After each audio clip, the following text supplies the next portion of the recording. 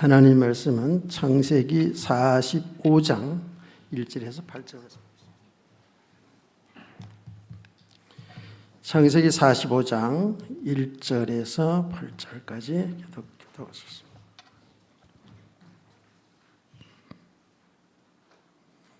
요셉이 시종하는 자들 앞에서 그 청을 억제하지 못하여 소리질러 모든 사람을 자기에게서 물러가라 하고 그 형제들에게 자기를 알리니 그때에 그와 함께한 다른 사람이 없었더라. 요셉이 큰 소리로 오니 애굽 사람에게 들리며 바로의 궁중에 들리더라. 요셉이 그 형들에게 이르되 나는 요셉이라. 내 아버지께서 아직 살아 계시니까 형들이 그 앞에서 놀라서 대답하지 못하더라. 요셉이 형들에게 이르되 내게로 가까이 오소서. 그들이 가까이 가니 이르되 나는 당신들의 아우 요셉이니 당신들이 애굽에 판 자라. 당신들이 나를 이곳에 팔았다고 해서 근심하지 마소서. 한탄하지 마소서. 하나님이 생명을 구원하시려고 나를 당신들보다 먼저 보내셨나이다. 이 땅에 2년 동안 흉년이 들었으나 아직 5년은 밭가리도 못하고 추수도 못할지라. 하나님이 큰 구원으로 당신들의 생명을 보존하고 당신들의 후손을 세상에 두시려고 나를 당신들보다 먼저 보내셨나니 그런즉 나를 이리로 보내미는 당신들이 아니오 하나님이시라. 하나님이 나를 바로에게 아버지로 삼으시고 그 온 집의 주로 삼으시며 애굽 온 땅의 통치자로 삼으셨나이다. 아멘. 지난 주일 아브라함의 신앙에 대해서 우리가 말씀을 나누었습니다. 오늘은 요셉의 신앙에 대해서 한번 살펴보려고 합니다. 제가 말씀드렸습니다마는 아브라함, 요셉 우리말을 내용을 많이 들었죠. 목사님들 설교 중에 가장 많이 하는 설교 내용 중에 하나입니다. 그런데 여러분 아브라함 신앙 대단했잖아요, 그렇죠? 요셉의 신앙 우리 다 알아요. 근데 우리가 성경을 보면서 설교 말씀드리면서 나와는 상관이 없게 느껴질 때가 많아요. 어휴, 대단한 아브라함 믿음에서 아브라함 신앙 나와는 상관이 없이 보여요. 요셉, 다윗, 바울 사도 이러면 성경을 내용은 알지만 나와는 상관이 없는 것처럼 이렇게 우리 생각할 수가 있어요. 저도 그랬으니까요. 그러나 아브라함도 요셉도 우리가 똑같은 죄성을 가졌던 사람이라는 거예요. 그들이 하나님의 은혜를 지속하는 가운데에서 믿음의 사람으로 세워져 갔거든요. 저와 여러분도 마찬가지인 줄 믿으시기 바랍니다. 처음에 이렇게 신앙생활 할 때는 정말 나와 전혀 상관없는 사람들이고 상관없는 내용으로 생각되었지만 이제 하나님 은혜를 받으면서 조금씩 믿음의 사람으로 세워져 가면 우리도 얼마든지 아브라함의 신앙, 요셉의 신앙 되어서 하나님 기뻐하는 삶을 살아낼 줄로 믿습니다. 그래서 아브라함의 이야기가 내 이야기가 돼야 돼요. 아브라함에게 하신 하나님의 그 역사가 내 역사 속에 일어나고 있거든요. 그래서 오늘 말씀을 잘 들어야 합니다. 근데 오늘 읽은 본문의 내용은 신앙생활을 오래 하신 분들은 어떤 내용의 배경을 가지고 이 말씀이 기록된지를 알지요. 그러나 대개 이제 처음 오시는 분들, 오래되지 않은 사람들은 이 내용을, 오늘 읽은 내용을 읽어가지고 이 내용 파악이 잘 안 됩니다. 그래서 요셉의 생애를 쭉 한번 봐야지만이 이 말씀이 이해가 되고 이 말씀이 어떤 내용인가 뿐만 아니라 어떤 영적인 메시지인가를 알 수가 있게 됩니다. 혹시 질문할 수 있으니까 정신 차리고 잘 들으세요. 이 요셉의 아버지는 누구죠? 요셉의 아버지가 누군지를 모르는 사람도 있을 것 같아서 물어보는 겁니다. 내가 늘 얘기하지만 남의 아버지 이런까지 말, 내 아버지, 내 할아버지도 잘 모르는데 뭐 이렇게 생각할 수 있는데, 예, 요셉의 아버지는 야곱입니다. 야곱은 12아들과 많이 낳았어요. 그렇죠? 12아들과 딸 하나를 두었어요. 그런데 그 12아들 중에 요셉과 자기 동생 베냐민만 친형제고 그 위에는 다 이복 형제들이잖아요. 그 내막을 다 얘기하자면 오늘 밤새워야 되니까 예, 그 12명의 아들 중에 11번째 아들이에요. 그런데 이 10명의 형들에게 요셉이 엄청 미움을 당하죠. 굉장히 미워 죽겠는 거예요. 어느 정도 미웠냐면 죽이고 싶을 정도로 미웠어요. 요셉이. 그 원인이 있잖아요. 그 원인은 이 아버지 야곱이 그 형제들 다 사랑했겠지만 특별하게 요셉을 사랑했죠. 그것도 다 배경이 있어요. 그런데다가 요셉이 어느 날 가족들 다 있는 데서 자, 꿈을 꿨다는 거예요. 무슨 꿈을 꿨냐 그랬더니 11곡식단이 있는데 자기 곡식단에게 다 절을 하더라는 거예요. 그리고 또 꿈 이야기를 또 하는 거예요. 그 꿈 이야기, 두 번째 꿈 이야기가 뭐지요? 11별과 해와 달이 자기에게 경배하더라는 거예요. 어마무시한 꿈이죠. 이런 꿈을 이야기하니까 형들이 저게 우리들의 왕노릇 하겠다는 건 뭐야 저게. 이러면서 점점 더 요셉을 시기하고 미워하고 그렇게 살았어요. 어떤 기회를 타가지고 그 요셉의 형들이 이 요셉을 노예 상인에게 팔아버리죠. 인신매매를 한다고요. 그 팔려가서 노예 시장에서 팔려간 곳이 어디냐 하면 애굽 나라의 바로 왕의 시대장, 굉장히 높은 사람이죠. 오늘날 한국식으로 말하면 대통령 경호실장, 안보실장 이런 거 되겠지. 굉장히 지위가 높잖아요. 이 보디발 집에 팔려가서 거기에서 종살이를 하게 됩니다. 종살이를 하는데 성경에 보니까 요셉이 나처럼은 아니지만 하여튼 저 우병수 집사님처럼 잘생겼던 것 같아요. 아주 미남자잖아. 머리도 박박 같고 잘생긴 청년이야. 근데 일도 야무지게 잘해. 모든 게. 그러니까 그 보디발의 아내에게 몇 살이나 처먹었는지 잘 모르지만 어쨌든 그 보디발의 아내가 그 요셉 청년에게 마음을 두고 계속 잉크를 해요. 만날 때마다 찡긋찡긋하고 미소, 춥하지 이거는 미소를 보내고 막 이러다가 어느 날 요셉이 그 보디발의 아내에게 뭔가 보고를 하기 위해서 안방에 들어갔어. 아무도 없는데 바짓갈라에게 딱 붙잡고 나랑 연애하자고.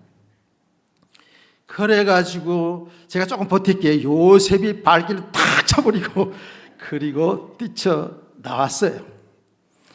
자, 이런 참 추한 사건을 통해서 보디발의 아내가 상처를 크게 받고서는 요셉을 모함했잖아요. 자기 남편 들어오니까 저놈이 나를 겁탈하려고 그랬다고. 이러면서 모함을 해가지고 어디 갔어요? 감옥에 갔어요. 억울하게 감옥에 들어갔어요. 감옥에 들어가서 감옥 생활에서도 이제 인정을 받아가지고 거기서 모든 사물을 보는 그런 일을 했죠. 그런데 감옥 안에 어떤 인간들이 들어와 있었냐면 그 바로왕의 술 맡은 자, 떡 맡은 관원들이 들어와 있었어요. 지금 말하면 바로왕의 비서야, 비서들. 청와대 대통령실에 근무하는 사람들이라고요. 말하자면 대통령실에 근무하는 사람. 굉장히 권세 있는 사람들이죠. 근데 그 사람들의 꿈을 해몽해 주죠. 그렇죠? 그 꿈 얘기까지 하면 오늘 밤새야 돼. 그래서 꿈을 해몽해 준 그 일로 인해 가지고 결국 누구의 꿈까지 해석을 해 주냐 하면 바로 왕의 꿈까지 이제 해석을 하게 되잖아요. 그 바로 왕의 꿈 이야기 아시잖아요? 예, 모르시는 분이 있어 그거만은 얘기해 줄게요. 바로 왕이 어느 날 꿈을 꿨다고요. 꿈을 꿨는데 어떤 꿈을 꿨냐면 애굽이니까 나일강, 지금 또 나일강이잖아요. 나일강 강가에 아주 아름답고 살이 통통해진 암소 7마리가 풀을 뜯고 있었어요.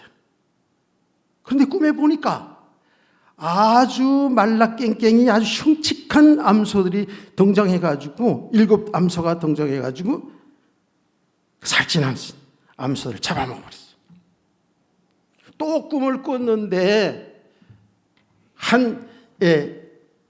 그 줄기에 무성한 줄기에 열매가 잘 맺은 곡식이 등장해요.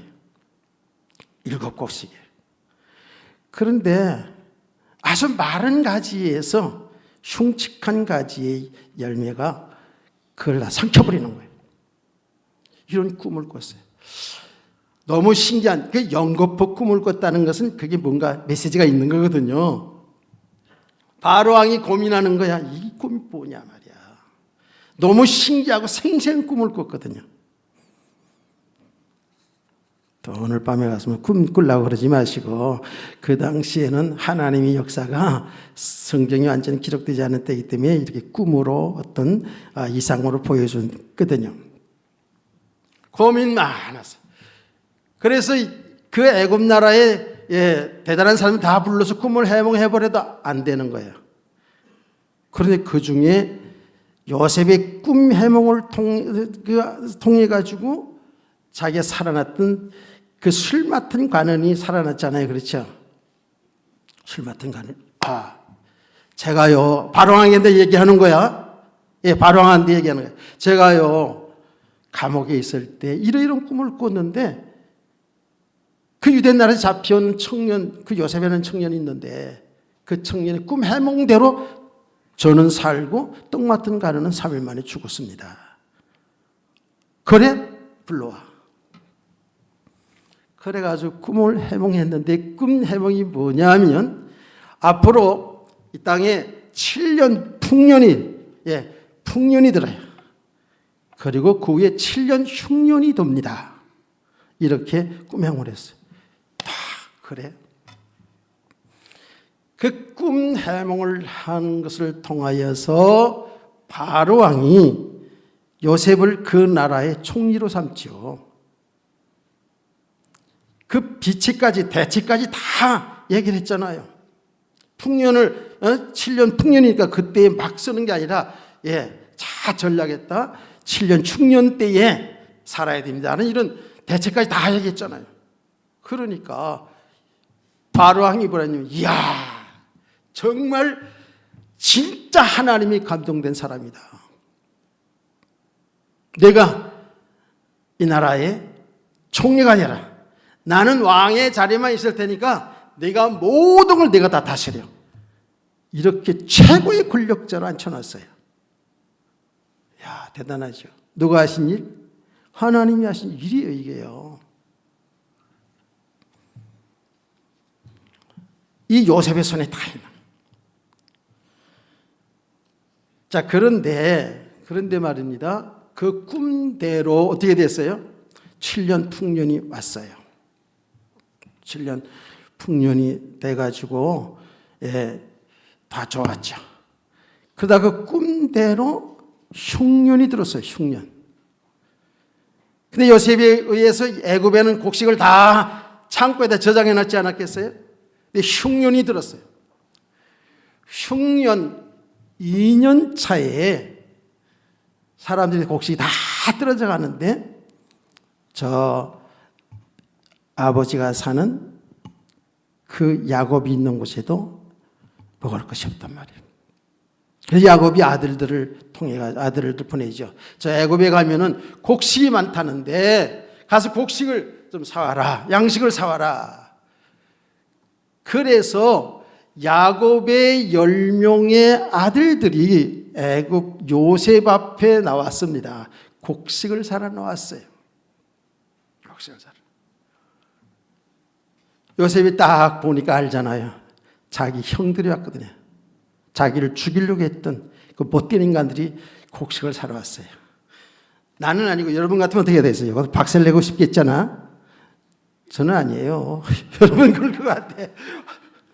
그런데 요셉이 그들을 이렇게 저렇게 시험을 해봅니다. 이렇게 저렇게 요들이 제대로 인간들이 그때처럼 아주 악한 인간들인가, 아니면 제대로 좀 그동안에 좀 좋은 사람이 됐는가 하는 것을 이렇게 시험을 쭉 해봅니다. 해보면서 쭉 들어보면서 이렇게 질문하면서 보니까 아버지 야곱이 살아있고 자기 동생 12번째 동생 베냐민이 살아있다는 걸 알았어요. 베냐민은 제일 막내니까 아버지가 안 보냈잖아요. 그걸 다 알게 되었습니다. 그리고 나서 요셉이 오늘 읽은 내용입니다. 내가 요셉입니다. 당신들이 나를 팔았던 그 요셉입니다. 형들이 깜짝 놀랐죠. 거기에 이제 13년 전에, 아니 13년이 아니라 30살에 요셉이 총리가 되고 7년 흉년이 되고 2년 차니까 39살이니 그렇죠. 오랜 세월이 지났단 말이에요. 오랜 세월이 지났.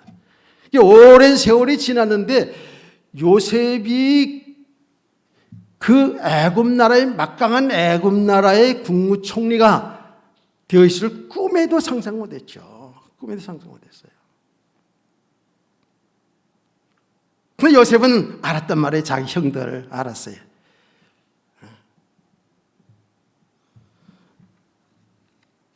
그래서 요셉이 내가 당신들 동생 요셉입니다. 이들이 놀래면서 반가우면서 한편으로는 어떻게 해? 우리 죽었구나. 우린 죽었구나 이제. 왜? 자기들 요셉 얼마나 미워했어요. 예? 죽이려고 그러다가 애굽의 노예상에 노예로 팔아버렸잖아요. 그 인간적으로 이게 완전 천재 원수가 된 원수잖아요. 그래서 요셉의 형들은 이제 정말 두려움에 떨고 있었어요. 그때의 한 말이 바로 오늘 본문의 말이에요. 형님들, 한탄하지 마세요. 두려워하지 마세요. 근심하지 마세요. 형님들이 나를 팔은 것이 아니라 팔았긴 팔았지. 그런데 하나님이 나를 보낸 겁니다. 형님들을 통해 하나님 나를 여기 보낸 겁니다. 이렇게 말한 겁니다. 대단하죠, 그렇죠? 형님들이 아니야. 하나님이 나를 보낸 겁니다. 분명히 형님들이 형들이 요셉을 미워서 돈 주고 노예사에 노예로 팔아버렸는데 요셉은 말하기를 형님들이 팔은 거지만 하나님이 보내신 겁니다. 라고 이렇게 얘기했어요. 오늘 읽은 내용 보세요. 자, 뭐라고 말했죠? 당신이 나를 이곳에 팔았다고 해서 근심하지 마소서. 한탄하지 마소서. 하나님이 생명을 구원하시려 나를 당신들보다 먼저 보내셨나이다. 이 땅에 2년 동안 흉년이 들었으나 아직 5년은 밭갈이도 못하고 추수도 못할지라. 하나님이 큰 구원으로 당신들의 생명을 보존하고 당신들의 후손을 세상에 두시려고 나를 당신들보다 먼저 보내셨나니 그런즉 나를 이리로 보낸 이는, 나를 이리로 보낸 이는, 이 말이 여러분 약간 헷갈릴 것 같아가지고 이리 저 군산 밑에 이리 그게 아니고 이리로 보낸 이는 여기로 보낸 이로 제가 여러분 알게 시켜요. 그래서 오늘 설교 제목이 이거예요. 나를 여기로 보낸, 여기가 어디예요? 바로 애굽 나라로 보낸. 또 더 나가서는 애굽의 총리가 되게 하신 이는 누구예요? 하나님이시라는 거예요. 그러즉 나를 이리로 보내는 당신들이 아니요 하나님이시라. 하나님이 나를 바로에게 아버지로 삼으시고 온 집의 주로 삼으시며 애굽의 온 땅의 통치자로 삼으셨나이다. 누가 하셨다고요? 하나님이 애굽으로 보냈고 하나님이 애굽 나라의 통치자로 세웠다라는 거예요. 할렐루야. 그렇게 믿으시나요? 여기 오늘 설교 주제입니다. 그래서 이 과정을 통해서 여러분 요셉의 일생을 잠깐 이렇게 살펴봤는데 이 과정을 통해서 요셉의 신앙을 우리가 좀 살펴봐야 되고요. 아멘. 여러분의 신앙을 하면 잘 드러내 보세요. 요셉은 분명히 하나님 믿는 사람이었어요. 또 구체적으로 하나님이 함께하는 신앙을 하셨어요. 여러분과 저는 이미 예수 그리스도 믿는 순간에 하나님이 함께하는 자인 줄 믿습니다. 하나님이 함께한다는 거예요. 굉장히 중요한 것이죠. 하나님이 함께하는 신앙을. 우리가 이제 아까 창세기 37장에 요셉의 꿈 이야기도 얘기 들었습니다만은 그래서 하나님이 함께 있잖아요. 하나님이 요셉에게 특별하게 꿈을 주셨잖아요. 다시 말하면 말씀을 주신 거거든요. 하나님의 뜻을 알게 해줬거든요. 하나님 함께 하셔요. 근데 우리가 분명히 예수 그리스도 믿는 저와 여러분은 하나님 함께 하는 줄 맞거든요. 아멘. 제가 이거 여러분이 얼마나 강조 많이 합니까? 우리 축복은 예수 그리스도 믿는 순간에 죄가 용서받고 생명을 얻은 하나님의 자녀가 되었는데 더 나아가서 그 창조주 하나님이 우리와 함께 임마누엘 하신다라는 겁니다. 이 사실을 믿고 성도들의 신앙생활을 주의 이름으로 축복합니다. 이게 우리 믿음 생활이잖아요. 요셉은 하나님이 함께하는 이 믿음을 다 가졌어요. 어릴 때부터요. 아주 믿음이 바르게 잘 세워져 나갔어요. 하나님이 함께하는 이 믿음을 가진 자들, 우리 성도들의 신앙의 삶은 어떤 거냐면요. 요셉을 통해서 보면 알 수가 있어요. 요셉은요, 정직하게 살았어요. 정직하게. 불의와 타협하지 않았어요. 어릴 때부터요. 이 소년 시절에 보세요. 그 창세기 37장에 나오는 내용입니다. 형들이 못된 죄를 범해요. 예, 형들이. 그 구체적인 내용까지 제가 얘기하지 않지만 하여튼 죄를 범해요. 못된 죄를 범해요. 그때 요셉은 그런 일에 동참하지도 않을 뿐만 아니라 자기 아버지에게 형들의 잘못된 삶, 죄를 고발합니다. 형들이 고쳐지길 원해서. 이게 정직하게 살았다니까. 이런 것을 통해서 사실은 그 형들에게 미움을 받게 된 거거든요. 우리 세상에 살아갈 때에 이게 굉장히 중요한 부분이거든요. 우리 성도들의 삶이. 제가 주일학교 때의 이야기를 종종 하잖아요. 종종 하는데 이 복음의 깊은 내용을 못 들었어요. 그리스도에 관한 내용을 잘 못 들었어요. 솔직히. 근데 우리 선생님들이 교회를 다니는 학생들은 예수를 믿는 사람들은 말하자면 정직하게 살아야 된다, 진실해야 된다라는 설교를 진짜 많이 들었어요. 우리 주일학교 부장님을 통해서 이 설교를 많이 들었어요. 굉장히 많이 각인되었어요. 한 걸음 더 나가서 우리 예수 믿는 사람들은요, 이 세상에 살아갈 때에 여러분 가정생활하든 직장생활하든 사회생활하든 성실하게 살아야 됩니다. 성실하게 살아야 돼요. 이게 하나님과 함께하는 자들의 모습이에요.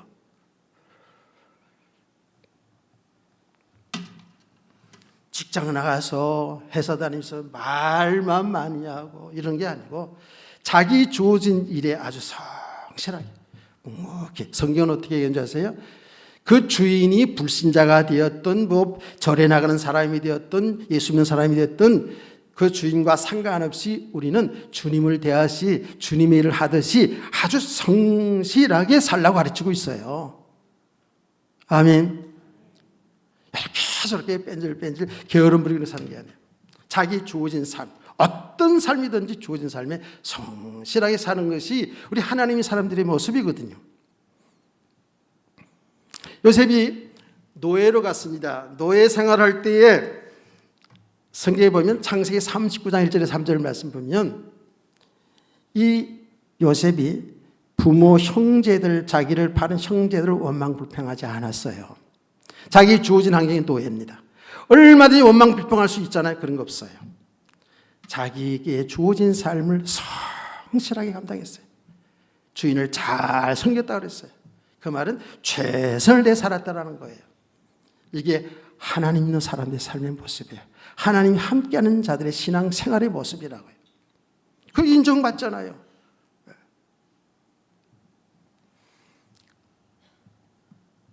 그러면서 하나님이 함께하는 자들의 삶의 모습이 뭡니까? 하나님 앞에 사는, 하나님 함께하는 자들의 삶의 모습은 아까도 얘기했잖아요. 불의와 타협하지 않는 거예요. 죄를 범하지 않는 거예요. 물론 우리가 연약한 자들이기 때문에 이렇게 저렇게 말로도 생각으로도 여러 가지 죄를 범할 수 있죠. 그래서 우리가 은혜 생활을 잘 해야 되는 거예요. 여러분 아까도 얘기했습니다마는 그 보디발의 아내가 청년 그 잘생긴 미남 청년 요셉을 유혹할 때 어떻게 했습니까? 이렇게 말했습니다. 내가 하나님이 보고 계시는데, 하나님이 나와 함께 하시는데, 내가 하나님이 나를 보고 있는데 어떻게 죄를 범하리요? 어떻게 덕지하리요? 그리고 요셉의 보디발의 아내를 아주 단호하게 부리셨다니까. 붙잡고 연애하자고 동침하자고 이러는 그 보디발의 아내를 단호하게 끊어버렸어요. 이게 성도들의 신앙생활이에요. 이거를 갖다가 좀 그들의 말로 표현하면 코람데오 신앙이라고 그래요. 하나님 앞에 인격자라는 거예요. 하나님 앞에서. 우리 성도들은 이거 잊어서는 안 돼요. 늘 이런 생각 속에서 살아가는 성도들을 축복합니다. 성경은 이야기하잖아요. 제가 이 말씀에 너무 많이 은혜를 받았던 말씀 시편 139편 1절에서 4절 말씀을 다 얘기하잖아요. 하나님은 우리의 앉고 일어섬을 감찰하시고 우리의 눕는 것을 아시며 우리의 말 한마디를 다 아시며 우리의 생각까지도 다 아신다는 거예요. 깨닫기를 축복합니다. 그 하나님 앞에서 사는 삶이 이게 성도들의 삶이에요. 하나님이 함께하는 이 믿음을 가진 성도의 삶이라고요. 너무 중요하지요. 그래서 성경에 보면은요, 이렇게 하나님이 함께하는 삶을 살아가는 그 삶의 모습 속에 하나님이 함께하는 모습이 나타난다니까요. 증거가 나타난다니까요. 그냥 그 사람만 대해도 그 사람과 대화를 좀 해보면 이것이 이분이 예수 믿는 사람이구나 이렇게 느껴진다고요. 이게 보여진다고요. 하나님과 함께 보여진다니까. 그래서 요셉을 얘기할 때 항상 성경 보는 줄 아세요? 하나님이 그와 함께 하심으로 형통한 자 되었더라. 창세기 39장을 쭉 다시 나중에 한번 읽어보세요. 하나님이 그와 함께 하심으로 형통한 자 되었더라. 노예 생활할 때. 하나님이 그와 함께 하심으로 그 요셉이 하는 일에 형통하게 되는 거예요. 잘 되는 거예요. 불신자 가정이 보디발의 가정이 잘 되어지는 거예요. 요셉 때문에. 하나님께 함께하는 증거를 보여줬다니까요. 감옥에 가서도 마찬가지잖아요. 감옥에 갔을 때도 성경은 뭐라는지 아세요? 하나님 함께 하시니까 형통한 자라고 해요. 사실 감옥에 있는데 뭐 형통이에요. 그런데 성경은 하나님이 함께하는 자라 형통하라는 거예요. 여러분을 볼 때에 여러분과 가까이 있는 사람을 볼 때 하나님이 함께하는 자 맞네 이렇게 돼야 되잖아요. 제가 예전에 얘기한 겁니다. 못 들은 사람이 있으니까 어느 날 그때 목회한 지 얼마 안 됐을 때입니다. 목사입니다. 40대. 택시를 탔어요, 여름에. 근데 이 전제하고 얘기할게요. 제가 잘 타요. 기름기가 많아서 얼굴이 잘 타요. 그래서 얼굴이 타가지고 얼굴이 좀 붉을수름했어요. 그거를 좀 전제하고 들으세요. 택시를 탔는데 택시 기사님께서 물어주셨어요. 아이고, 예, 사장님은 완전히 막걸리 타입이네요. 그러더라고요. 막걸리 타입이래 나보고 얼굴이 붉을수름하니.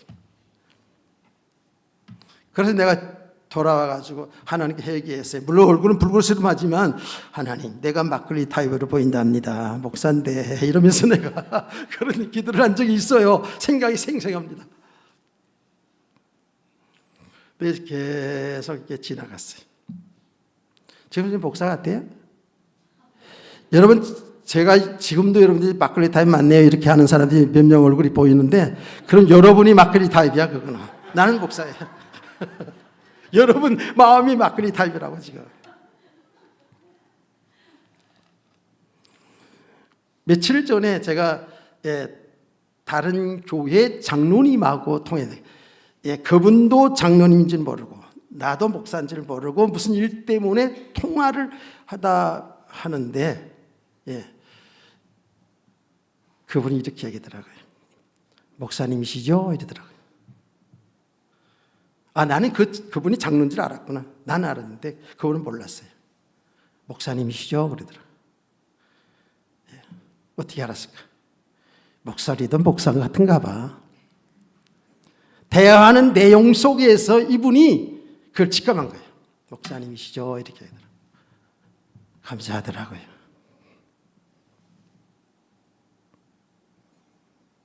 여러분의 모든 사회생활 속에서 가정에서도 마찬가지입니다. 직장생활도 마찬가지입니다. 사회생활 속에서도 저분은 교회 다니는 사람인 것 같아. 나중에 알고 보니까 교회 다니는 사람 맞아. 하나님이 함께하는 이런 신앙의 삶이 되기를 주님의 이름으로 축복합니다. 이 부분에 대해서 좀 할 얘기가 많지만, 제가 오늘 있잖아요, 기도할 때 우리 담임 목사께서는 40분을 설교했는데, 여러분 동영상 보시면 알겠지만 저는 지난 시간 50분 했더라고. 그래서 나 담임 목사처럼 정도는 해야 되잖아. 그래가지고 내가 기도를 했다니까. 하나님, 오늘 40분 안에 설교할 테니까 좀 내 생각과 입술을 주장해 주세요. 이렇게. 그러니까 너무 저거 하지 마시고 한 40분 정도에서 마칠 거니까 그래 하세요. 근데 몰라요, 이거는 또. 자, 하나님이 함께하는 신앙. 이 신앙을 또 구체적으로 또 다른 말로 표현하면 요셉은 하나님의 주권 신앙이라는 거예요. 이것이. 하나님이 나와 함께한다라는 뿐만 아니라 내 생명과 내 모든 인생을 주관해서 이끌어 가시는 분이라고 이렇게 믿는 거예요. 여기 아주 더 중요한 겁니다. 아멘. 여러분과 저는 분명히 하나님이 함께하는 자 맞아요. 하나님이 함께하는 자들이에요.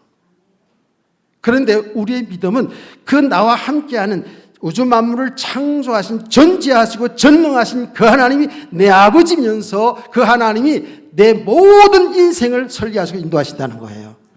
아멘. 여러분이 어떻게 그럴 수 있겠나 그러지? 그렇지 않다니까요. 정말입니다. 여기로 보낸 자가 누구라고요? 여기로 보낸 자가 누구라고요? 하나님이셔요. 아니, 요셉을 애국으로 보내가지고 총리가 되게 하신 건 하나님이시라면서요. 아멘. 그럼 여러분을 은혜의 빗계로 보낸 이유가 뭐예요? 하나님이 하신 거예요, 보낸 분은. 아멘. 그 이유를 이제 좀 더 정확히 보겠습니다. 바로 요셉은 내 생명의 주인도 하나님이시고 내 인생의 주인도 하나님이시라는 거예요. 내 모든 삶을 이끌어 가시는 하나님이시라는 거예요. 여기 믿으면 다 있는 거예요. 그의 삶 속에 나타났는데 어떻게 나타났냐면요, 그 바로왕의 꿈을 해몽할 때, 그 관원들의 꿈을 해몽할 때 요셉이 한 말이 있어요. 자, 바로왕 앞에 가서 내가 꿈을 그렇게 잘 해석을 잘한다면서 내 꿈을 한번 해석해봐 라고 꿈 얘기를 얘기했단 말이에요. 그때 요셉이 이렇게 얘기했어요. 예, 제가요 꿈 해몽 끝내줍니다. 꿈 해몽 잘합니다. 사주팔자가 어떻게 돼요? 몇 년 몇 월 이렇게 하지 않았다고요.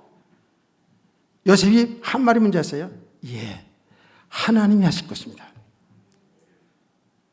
하나님이 그 꿈을 주셨고 하나님이 해석해 주실 것입니다. 하나님이 하실 것입니다. 여기 믿음의 사람들이에요. 우리가 믿음이 없을수록에요, 구원받은 우리 성도들을 잘 들으세요. 모든 일 속에 내가 잘나고, 내가 똑똑해서, 내가 공부 잘해서, 내가 성공하고 출세하고, 내가 사업머리가 있어 사업 성공하고, 전부 내가 할 수 있어요. 또 잘 안 되면 전부 탓합니다. 남편 탓, 아내 탓, 부모 탓, 자식 탓, 심지어는 교회 탓, 들어가서 하나님을 원망하고 하나님 탓까지 하는 사람들을 제가 많이 봤어요. 아닙니다. 믿음의 사람들은 어떤 경우서라도 내가 아니에요. 하나님이 하신 겁니다. 여러분, 살아가는 날 동안에 때로는 우리가 잘 될 때도 있어요. 분명히 성공할 때도 있어요. 고난이 올 때도 있어요. 어려울 때도 있어요. 그런데 그 속에는 하나님의 뜻이 다 있다고요. 아멘. 이것을 잘 봐야 돼요. 제가 늘 얘기하잖아요. 잘 될 때는, 평안할 땐 좋아. 하나님의 은혜 속에 하나님 축복받아서 좋다고 좋아하고 감사하기도 하는데, 삶의 어려움이 올 때에, 내 삶에 고통이 올 때에, 그 고난이 여러 가지 이유가 있을 수 있잖아요. 고난이 올 때, 그때 우리는, 저와 여러분이 얼마나 힘듭니까? 그래, 염려되고 걱정이 되고 두렵고, 더 나아가서는 이것을 나라가 정치가 잘못해서 또 누가 어째서 저째서 다 이렇게 남에게 그 탓을 돌릴 때가 많거든요. 아니에요. 모든 것 속에서는 하나님이 놀라운 숨은 계획이 있다고요. 할렐루야. 그래서 그 눈으로 사실 우리나라 지금 일어난 일도 볼 수 있어야 돼요. 내가 수요일 아닌가도 얘기했잖아요. 대통령이 감옥 가 있는데, 그래서 지금 다행히 성경 읽는다잖아요. 저걸 통해서 대통령 나중에 안 해도 돼. 하나님의 백성으로 구원받으면 그게 축복이잖아요. 하나님은 어떤 놀라운 그런 계획이 있을 수도 있어요. 분명히. 그런데 하나님이 하신 일이에요. 이 나라가 이런 혼란의 기간을 통해서 더 잘 세워질 수도 있잖아요. 또 안 될 수도 있고요. 그러나 거기에는 분명히 하나님이 놀라운 숨은 계획들이 있다고요.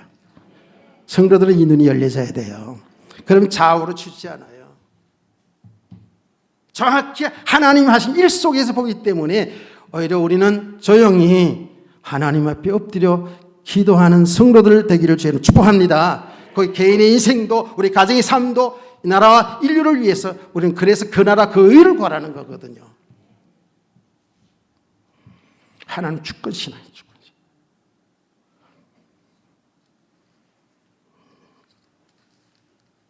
이렇게 꿈의 해몽도 하나님이 하실 것입니다. 하나님이 하셨습니다. 이렇게 오늘 읽은 내용 바로 보세요. 형님들 한탄하지 말고 근심하지 마세요. 형님보다 하나님이 나를 보낸 겁니다. 야, 이게 놀라운 일이죠. 참 이 말씀을 가만히 들여다보고 또 들여다보면서 요셉은 믿음 생활을 쭉 잘했어요. 예. 늘 하나님이 함께하는 그 믿음을 가지고 늘 하나님 앞에 엎드려 기도했다니까. 구체적으로 기도를 며칠 했다 이런 내용은 없지만, 그가 그 모든 것 가운데서 원망하지 않고 불평하지 않고 그 무서운 죄악의 그 유혹을 그 청년 요셉이 뿌리칠 수 있었던 건 뭐냐면 영적인 힘이거든요. 아멘. 하나님 앞에 늘 기도했다는 거 아닙니까? 제가 미로 생각하기는, 그는 어릴 때 아주 선명하게 하나님 꿈을 받았잖아요. 아까 그 꿈 얘기 있잖아요.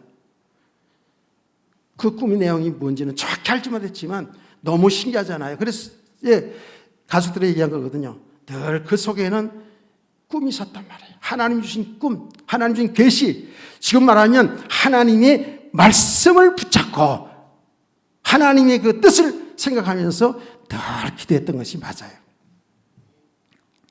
그게 무슨 꿈입니까?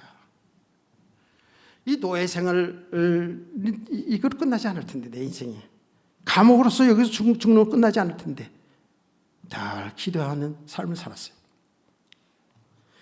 그런데요, 놀랍게도 자기 형들이 자기를 그렇게 미워했던, 자기를 죽이려고 했고 노예로 팔아봤던 그 형들이 자기들 앞에 와서 딱 무릎 꿇래.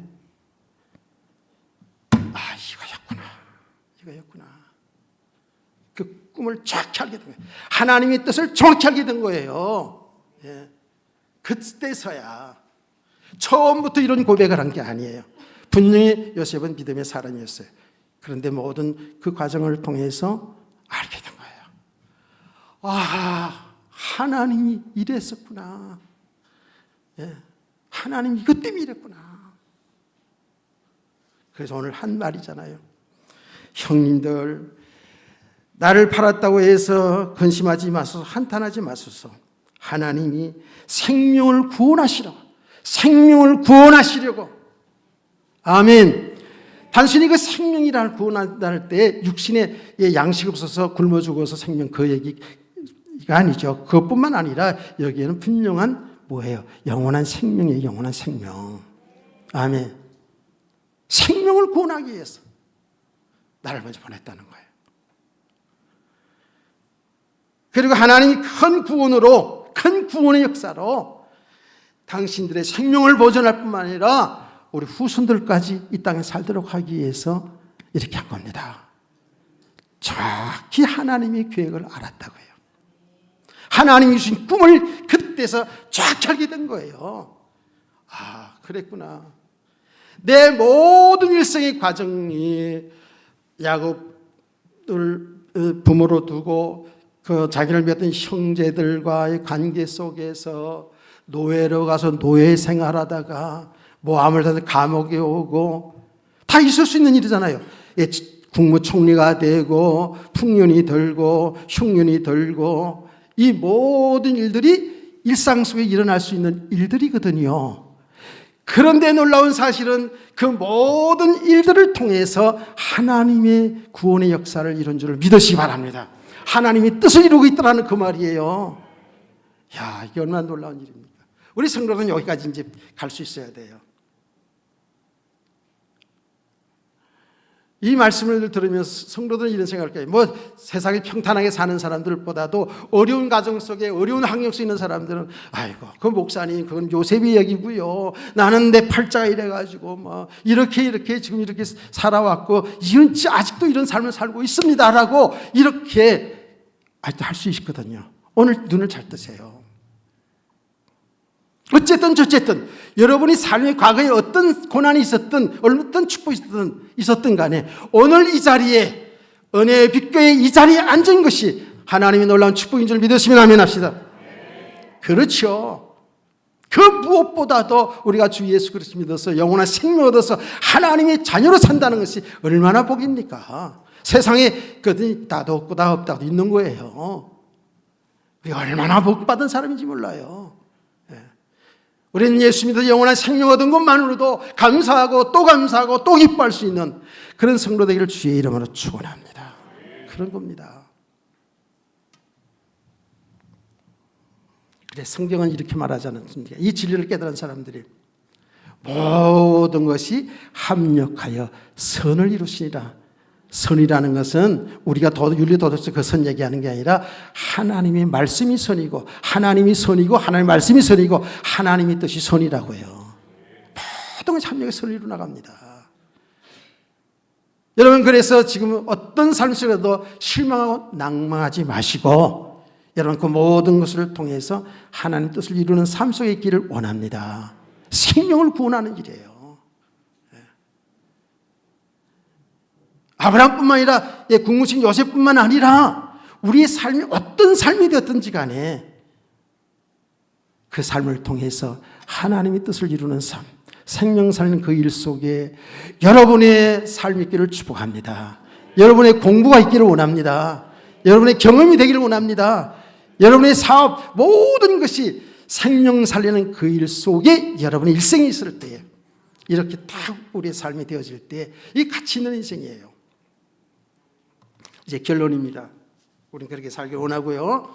결론인데 지난 시간에 아브라함의 이야기도 했습니다만은 오늘 요셉의 이 생애를 통해 딱 볼 때에 이게 뭐의 그림자냐면 예수 그리스도를 통해서 우리 인간을 구원하시는 그 이야기를 요셉의 생애를 통해서 가르쳐 준 거예요.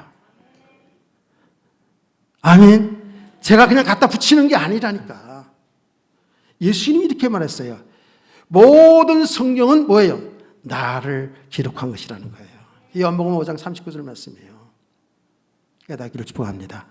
모든 성경은 예수님을 기록한 것이라는 거예요. 그렇잖아요. 요한복음 2장 31절 말씀 뭐라 했어요? 예, 이 성경을 통해서 예수 그리스도가 하나님의 아들 되심을 믿어 생명 얻기를 위해서 성경을 기록했다는 거예요. 아멘. 여러분, 우리 담임 목사님 통해 가지고 칭의군, 성화군 많이 듣잖아요. 예, 칭의군 뭐죠? 저와 여러분이 훌륭해서 예수 믿은 게 아니에요. 하나님이 은혜로 우리를 불렀잖아요. 아브라함을 불렀잖아요. 요셉을 불렀잖아요. 그래서 우리를 하나님의 자녀로 삼은 거예요. 우리 믿음을 준 거예요. 그래서 우리는 아직도 모자라고 부족하지만 이미 저와 여러분은, 예수 믿는 저와 여러분은 하나님께서 너는 예수 믿기 때문에 하나님의 자녀가 되었다라고 하늘나라에서 땅땅땅 쳐준 거야. 이게 칭의 구원이에요. 구원받았어요. 그렇죠? 성화 구원이 뭐예요? 이 구원받는 우리가 있잖아요. 이렇게 아브라함처럼 요셉처럼 믿음의 사람으로 세워져 가야 되죠. 그렇죠? 거룩한 하나님의 사람으로 세워져 가야 되는 거예요. 이 성화 구원은 주님 앞에 가는 그날까지 계속 있는 거예요. 그 성화 구원이 이게 중요한 거예요. 제가 서류도 말씀드렸습니다마는 아브라함, 요셉이니까 아니에요. 우리도 똑같아요. 하나님 은혜를 잘 지속하고 나가면 우리는 이 놀라운 축복 속에 들어갈 줄 믿으시길 바랍니다. 요셉의 생애가 그렇다니까. 한번 보세요. 지난번에 창세기서 봤잖아요. 아브라함이 자기 독자 이삭을 제물로 바치는 그 사건이 월해산상 장작을 지고 가서 장작 때문에 쌓아놓고 거기서 칼로 죽여서 제물로 드리려고 했잖아요. 그 사건이 뭐예요? 하나님이 뭐예요? 독생자 예수 그리스도를 이 땅에 보내서 우리를 위하여 십자가에 죽게 하시는 그 사건이거든요. 칼을 들었을 때 이미 아브라함은 죽은 거야. 근데 하나님 다시 살려놨잖아요. 예수님 죽고 부활의 과정을 보여준 거예요. 할렐루야. 제 얘기가 아니에요. 40분 안에 끌려나오는 게 막 말이 꼬여 지금. 다 돼가 지금 다 돼가. 다 돼가. 자, 보라고요. 요셉이 자기 형제들에게 미움받아서 팔려가서 고난당하잖아요. 그렇죠? 보디발 집에서 고난당하고 감옥 가서 고난당하고 그러잖아요. 여러분, 보디발 집에 있다가 감옥에 가고 이거 완전히 거기서 못 나와. 사실은. 거기서 사실 죽어야 되는 거야.